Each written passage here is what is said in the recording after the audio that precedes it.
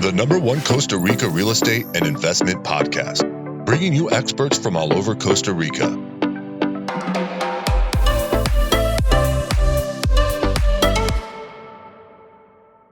Good morning, guys, and welcome to episode 147 of Costa Rica Real Estate and Investments with me, your host, Richard Beckson. Today, I'm actually coming to you from Guanacaste. I'm up here all week working with clients who actually contacted us through the podcast. They're looking to invest here and also kind of move here with their family as well. So we do a little bit of relocation here as well. We know the areas, I say a little bit, we actually do quite a bit of it, but like helping people basically kind of have a soft landing when investing and moving here, because it is both things. It is relocation and also investing, making sure you make the right decision when you're purchasing land and building, or whether you're just buying a house as well. We have a lot of engineers on staff as well. So we go and inspect properties and just make sure it's of a good quality and good resale as well. Quite a few people don't think about resale when it comes to Costa Rica, but as I say, Costa Rica is easy to get into, not always easy to get out of if you don't invest in the right product. So remember, if you need any help, guys, you can reach us. info@investingcostarica.com. That's info@investingcostarica.com. Today, we're going to be talking with Santiago Vega. Santiago Vega is the president of the Carillo Chamber of Commerce in Guanacaste. This covers the northern areas of Playa Hermosa, Coco, and Ocotal. So we're going to be talking about him, about what's going on in Guanacaste, and also where he sees opportunity going forwards, and how the Chamber of Commerce basically helps businesses in the area and people looking to start businesses. So let's get straight into the podcast. Good morning, Santiago. How are you doing? Good. Hi, Richard. Thank you. I'm good. How are you? Very, very good. I think we're both in Guanacaste at the moment. I'm in Tamarindo, and I think you're up in, are you up in Coco? Yes, I'm in Coco. Awesome. Awesome. Well, I really appreciate you taking time out of what I know is a busy day here with the Chamber of Commerce that you're running up there. So, I mean, I wanted to get your viewpoint, which I love to do at the start of every podcast, of just kind of what you're seeing, you know, happening in your area of the country as it's relative to, I suppose, the rest of the world. Is, you know, with Ukraine going on, you know, stuff happening with Russia, you know, the basically economies, you know, battling inflation, because I still can't get my head around here in Costa Rica how strong the colon is. Inflation is dropping and interest rates are dropping here, whereas the rest of the world is going one way, Costa Rica is going the other. Yeah, well, that's a great way of saying it. Actually, we're having finally the opportunity to stabilize our inflation. And as you say, the world is going crazy. I was just revising the IMF projections of growth for the entirety of the world. It's like 3% of variation. For the world more advanced economies, it's just 1.4%, and for China it's 2.2, and for Latin America it's 2. So we're like growing more than the rest of the advanced economy. I think that it's important to understand that when you have a very complex economy as the United States, this Eurozone, it's hard to be more inventive. Whereas if you have like more disposable land, more people willing to take the risk and innovate, which is the case with Latin America and other emerging economies, you could literally see people taking the risk and trying to diversify from their current line of productions in those areas. So this is a good example of Costa Rica and other economies to start kicking in. I always refer to Costa Rica as being a bit more of a blank canvas than the rest of, you know, the Western world. I mean, like Europe is kind of a little old, not many things change. Like, I mean, it does because they're access to capital, but it's just Costa Rica is, I always say, hay plata en el calle, there's money in the street. You just need to know how to pick it up. And it's so green here that like a lot of stuff has not been built. And like whenever you're looking to do a business, think about what works back at home and works really well that you have a passion for, and you can probably apply it here in Costa Rica. Actually, yes. I think that it's interesting what you're saying, because I mean, me being Costa Ricans, I don't normally see the differences, but when I have the opportunity to travel or live abroad, I understand why people refer to us as this green economy, very exuberant in nature, and what for me is very common for others is very different, right? So I think that it's a great example of how you could grow and sustainably grow and develop the economy without the need of choose expanding your salmon footprint, right? Or doing it in an intelligent way. Yeah. Well, I mean, what are you seeing happening in your area? I mean, again, being, in charge of the Carillo Chamber of Commerce. I mean, what are you seeing happening in your area up there? I mean, is is things expanding? Are they moving at a rapid rate? I mean, what data do you have? Because I know that you love data, Santiago, and I know the readers love about the listeners love to hear about data. I mean, what is going on? I think. Well, definitely we're creating a greater cement footprint. That's undeniable. So we are developing, we have constructions of the big brands as Discoveryland and the Waldorf Astoria happening in our canton in Carillo, and in the special area as Peninsula, which is just closer, and it's technically from Liberia, but this is like in a different jurisdiction. We have the Ritz Carlton expansion of more villas. And, Catalina's is going for another expansion, as well as Rio Hotel is growing for another expansion as well. So we have big projects, not to talk about NIA in Liberia. So definitely this is the moment where everything just exploded in terms of new investors coming in. But with this, all the investors are interested in not missing out. So we see minor developers with intentions to address the middle class that it's lacking household resources, as well as education for those people, because with the influx of these big brands, we need to have more education and trainings and workshops so our human resource is at the level of the service that we want to provide. We're having as well IT companies installing here to start venturing in the smart housing solutions for those big projects. And so generally, like accounting and financial services are getting more complex. Bank San Jose, which is one of the biggest and largest private banks in the region, decided to change its offices in Coco from a 3 to 5 employees to a 15 payroll employee in here, and it's totally changed the building. It was just like a small 2.42, like very, and it's now taking, I don't know if you've been here, but it's like now in Pacifico Village of an entire corner with a meeting room. It's open for co-work, so if you need to do a business, you can just do and book the meeting room. So they are understanding the importance of having a stronger presence for different services all in the real estate, and trying to promote people to be more aware of the importance of being prepared for everything that is coming. Santiago, how do the statistics look when comparing like construction in the Carrillo area compared to other areas of Costa Rica based on that? So we so Coco is embedded within the Sardinal district, and so it's interesting because so we have arguably there's 2 to 3 cantons in Guanacaste that are taking the lead in construction. So we have the Federal College of Engineers and Architects, that is the regulator of every construction happening in the country. And Guanacaste as the province is the province that has built the most, more than San Jose and Alajuela and Cartago in this last years.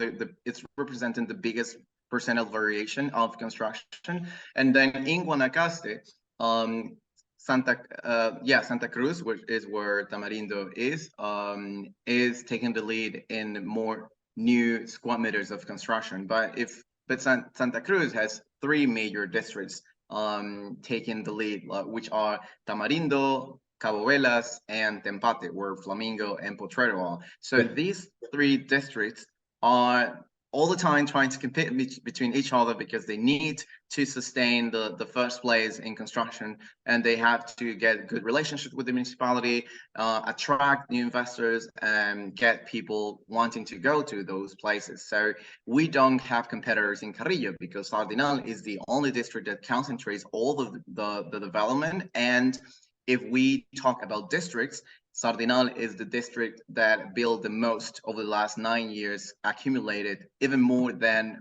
these other districts of Santa Cruz. So we're having a lot of construction going on, because Coco, Ocotal, Hermosa are arguably the closest beach towns from the airport. And you can just be heading off from the airport, and in 25 to 30 minutes you'll be in Coco. But if you want to go to Tamarindo, it's going to take you more than an hour. For the same for Catalinas, etc. So people just want to get as close as possible, as soon as possible, to the beach. And just the last part I would say is that this is creating more interest and more fuss into developing the region, because it used to be very non-regulated. So you could see some places have like good infrastructure, some others don't. So now that we understand that we have a competitive advantage, that we're unique, that we're very close to the airport, I think it's important for us to get all together and think, okay, how could we capitalize over this proximities, over this value added, and not only focus on real estate or hotels, but as well attracting other industries. The Foreign Trade Promoter Office are going to host a weekend in investment in the film industry between September and October. So we will have directors and producers from all around the world coming and see our landscaping to do scouting for new filming productions. So this is another example of how could we capitalize over our exuberance in Asia, not only focusing on hotels, but other means of production. Yeah, I think it's interesting. You know, I always said that from the moment you walk out of Liberia airport, within 30 minutes, you could be in Coco having a cocktail. Like, I mean, it's pretty incredible. I mean, because we had the hotel up there in Coco, which we sold last year. So I'm very familiar with the area, itself. But I think the interesting thing and why we had decided originally to invest in Coco was just because of the Four Seasons, and the larger resorts being up there, of like, you're kind of enclosed by, Rio Discovery to the south, and then to the north, you've got, the Four Seasons, and Ritz Carlton, etc. now going in. So it's just a very interesting area because, you mentioned the areas of Tamarindo, Cabo Velas, which is like Playa Grande, Conchao, and then you've got, Potrero and Flamingo. There aren't really large resorts there. There are like probably the largest resort, guys, maybe the Flamingo Beach Resort or something, or the W. Yeah, actually the W. We forgot about the W in the Reserve of Conchal. They were pretty big, but like comparatively, those northern areas have more higher end hotels. Yes, totally.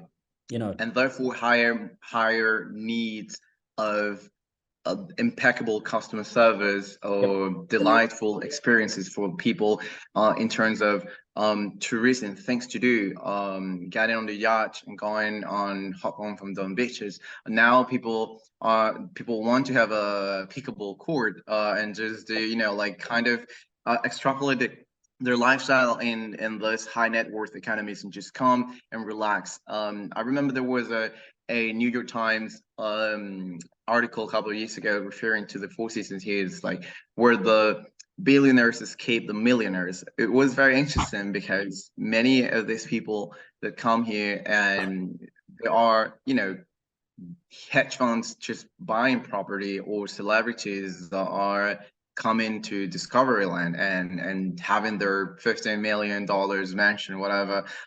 These people want to have as well a developed and sustainable place around it, because you cannot only promote, as I said, construction and just focus on construction and development and forgetting that what makes Costa Rica unique, which is the nature, the closeness to the education, how people react to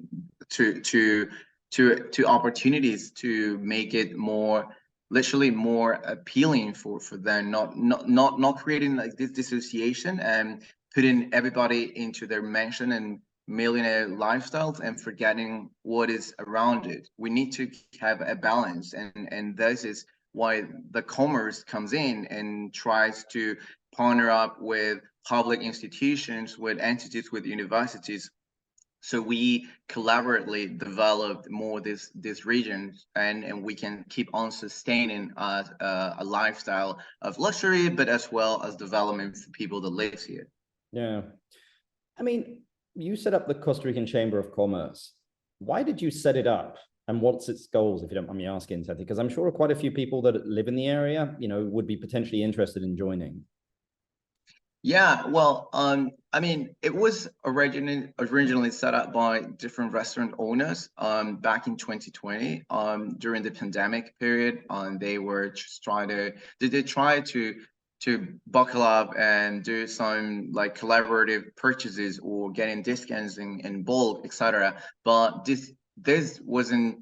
They all are business owners themselves. They had multiple businesses, so they couldn't find like just a head or a person that could execute the direction of the chamber. And it was sort of on and off, active and inactive over the last 2 years. And then I myself have an independent practice of consulting and advising investors. So I wanted to be part of the chamber myself. So I talked with one of the executive the person with the executive board, and it was in the last quarter of last year. And so he was like, I think that you could just put yourself in services for the chamber by being the director. And I was like, okay, well, that's kind of, quite an invitation.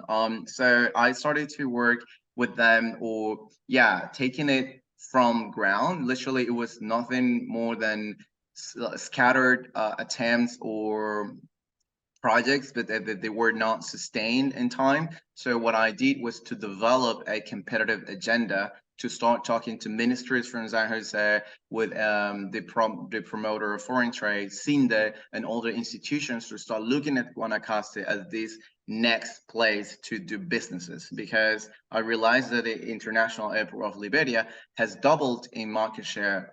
So San Jose used to have 80% of international arrivals like 10 years ago, a little bit more than 10 years ago.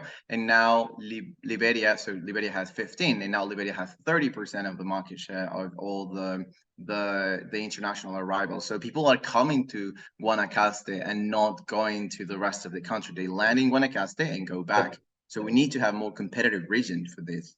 Well, it's funny that you say that, just because looking at the 2019 arrival data to today, okay, looking at January, February, March, and April, Liberia actually beat 2019. San Jose currently has not, and I think I think you're going to continue to see that. I mean, I remember when we were first in the business, of travel, 20 odd years ago, I mean, San Jose was like 90% of the business and Liberia was like 10% of the business. And now just our client arrivals is 50-50. In between. Mm-hmm. Liberia's, I think, is going to take over, San Jose. So it's just really interesting of where that's going. But I mean, what businesses do you think are lacking in the area? Because I think a lot of people are looking to move to Costa Rica and relocate with their families on their own. But I mean, in your area of Carillo, I mean, what businesses do you think are lacking?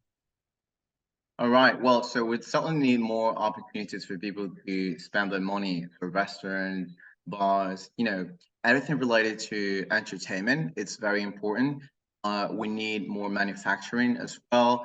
Only that we have been focused, for example, in the Central Valley in heavy manufacture or assembly lines in free trade zones. So, for example, the promoter of foreign trade and the government has created new regulations for even more incentives to free trade zones to allocate those services and products in outside of the Central Valley area, with even more tax exemptions, etc. So that could be a good one. Agriculture, improving the research and development so we get more effective agriculture or agro-industrial services. And I think in general, like Guanacaste and Carillo in particular, as it's close to the airport, offers a unique environment for people to do business and to come and interact and network with all the business owners. I think that real estate is keep growing. I think that those opportunities, for example, for developers to focus on middle class housing solutions, not specifically near the beach, but on as strategic places like Artola, which is between Sardinal, Coco area, and between Catalinas and Discovery. It's a place where the land is very, very cheap, arguably very cheap, and you could set up housing solutions for middle class and have great rentability, not focusing only on the top 1%, but rather the bottom percentage of people that are just transitioning, because historically Guanacaste was a region or a province where 25 years ago there was nothing much to do here, but now you could literally be more competitive. And if you continue with creation of more different services and industries, it's going to become more and more competitive, as though San Jose and the Central Valley, we are developing this next big developed area in the region, in our country, right? Like not only focusing on the Central Valley, which is like all collapse, and it's like what we were saying at the beginning, like the world it doesn't know how to grow even more, right? So San Jose, Alajuela, Heredia are having these problems, whereas Guanacaste is still not a white canvas, as you said, but it is very well framed to be a success case of sustainable development with a good conscious economic development. Yeah. Yeah, I mean, I think it's, I think quite a few, I can't remember the name of the big call center that moved out to Liberia. I don't know whether it's still there. Oh, yeah. It's Sykes, but they just changed names a couple of months ago because they were acquired by another company. But okay, that's the one you're referring to. I think they're up in Guanacaste. I mean, I think a lot of people understand is that they're a very educated and very well spoken, like English speaking people up there. And so, I mean, especially those free trade zones out of the city, as you mentioned, there are starting to kind of move up to Guanacaste. But I think it's, I mean, the business is lacking. I agree. I mean, entertainment and, again, a lot of service-orientated things. I can't, count on my fingers the amount of stuff of people looking for, accountants, tax kind of services. And I don't think that we have a lot of them, especially as it jumps between Costa Rica and the US as well, and how that applies, or Costa Rica and Canada, So, I mean, a lot of services there. And, I mean, sometimes it just takes some time to move to an area, kind of sit in it and ask people of like, hey, what do you wish there was here? And, I mean, again, as you said there, I mean, there are pickleball courts opening up all over the place, which is crazy. And you just see, there was a great ribs place opening up in Coco. I mean, just things start to open up. So, I mean, thinking about relocation here, Santiago, I mean, do you think that, I mean, that area of Coco Hermosa, Sardinal is a great place to, to live in potentially with a family? And what do you think it offers that other areas don't? So, again, I think that the proximity to the airport is important for many people, as if you want to relocate, you're considering as little hassle as possible. So if you inviting your parents over for the weekend, or for, I don't know, for Christmas time, and you are elderly parents and you put them in after the airport landing, so the flight landing, you took it on a 2 hours trip to massive place, which is very nice, but it's very remote. So I think that Carillo beach towns offers good proximity to the airport and very good weather. I mean, our sunsets are amazing, but that's in the general, like, northern Pacific coast. But proximity to the airport, very so we have close, Liberia is very close to us, so all public institutions or regional institutions are in Liberia. Hospitals are in Liberia as well, in the area.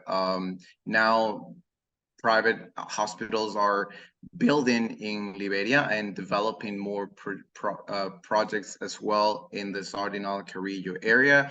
The airport, as I said, what else? I think that just in general, the lifestyle, and people are very much accustomed to offer good services.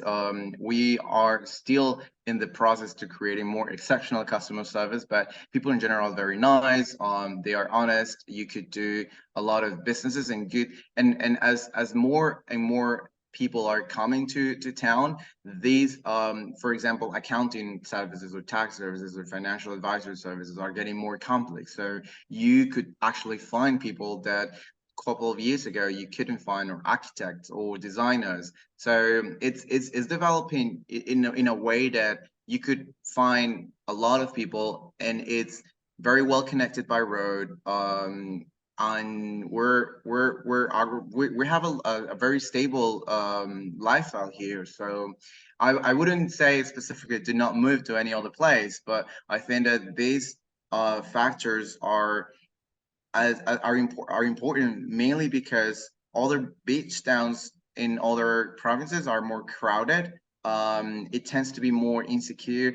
It tends to talk to younger audiences as well. So if you go to other regions, you could have larger parties, people festivals, people more focused on hard partying, whereas Coco in these areas are more for wellness, relaxing, lifestyle, and that's what other people want, tranquility as well. So it's a good balance, and you're so close to these other beach towns, so you could just explore them. And ultimately, it's important to consider Guanacaste if you want to, but the place will fall along. Definitely. Well, my last question for you, Santiago, as I've kept you long enough. If you inherited $500,000 and had to invest it in business or real estate in Costa Rica, what would you invest it in and why? So I will definitely buy myself some land for my own house, but just something small that maybe I could resell afterwards and get some profit out of it. And I'll definitely look to having some sort of venture capital solution for small and medium enterprises, help dynamize a lot of businesses that are right now kicking off, and help these people, help them to get on the gears, I myself had this experience when I was studying in my business school for the whole world of venture capital, how people could get accelerated in their businesses. So I think that it's important to start allocating funding to private companies and help them succeed, and therefore get profit out of this. It's not about just donating money. It's about acquiring companies, equity, etc. So I think Guanacaste is a great place to start investing in people and in businesses, getting equity out of it and contributing to the growth of the region and becoming more relevant to the national level. So we have more allocation from public funding as well. Awesome. Good answer. Well, Santiago, this has been great. I think anybody that wants to reach out to you, I'll put all of the contact details down below, as well as the Chamber of Commerce, but really appreciate you taking the time to chat with us on the podcast. Sure. Thank you. Thank you for your time, Richard. Have a good day. You too. Guys, interesting interview there. Santiago Vega, young guy, and just running basically the Chamber of Commerce up there in Carillo. I love to see, young people with energy, starting their businesses, helping other businesses out, and kudos to Santiago there. So I think anybody looking to those areas to start a business, to move there, and just wants a little bit more information, you can chat with Santiago. And all of his details are in the description down below. I went over their data. It was just very interesting on construction data, pricing, and also kind of employment in the area as well. So you can reach out to him. As I think you can see there, guys, there's just a lot of money pouring into that area of Costa Rica just because of the luxury homes and luxury resorts. So a lot of ancillary services will be required there. And I know a lot of you have concerns about, the one I hear often is like starting a business and also community. And I always say to people, don't worry, guys, like there is a lot of people here looking for community, and there are strong communities in these beach areas as well. So, you often see huge groups of people kind of on the beach playing volleyball, kids playing, learning to surf in the water. So there's a lot of stuff going on here. So, and also feel free to start something within the community as well. If there was something you were doing or something you wanted to get started, get involved and get started. This is a blank canvas down here in Costa Rica. So feel free to go nuts and paint. But yeah, really appreciate you guys listening to the podcast. If you're enjoying this, please give us 5 stars, give us a review. I love to read them. But just thank you very much for listening to this. I know quite a few of you are passing the pod, as we like to say, to other people. So appreciate you kind of getting the word out there. If anyone's interested in chatting with us, about our services as well, everything from investing, relocation, building, we're doing a lot of commercial stuff. We're doing a lot of residential stuff. You can reach out to us. It doesn't matter how big or how small it is, reach out to us. As I say, I've got 15 minutes for everyone. You can email us info@investingcostarica.com. That's info@investingcostarica.com. But until the next podcast, guys, I'll chat to you later. Bye. The #1 Costa Rica real estate and investment podcast, bringing you experts from all over Costa Rica.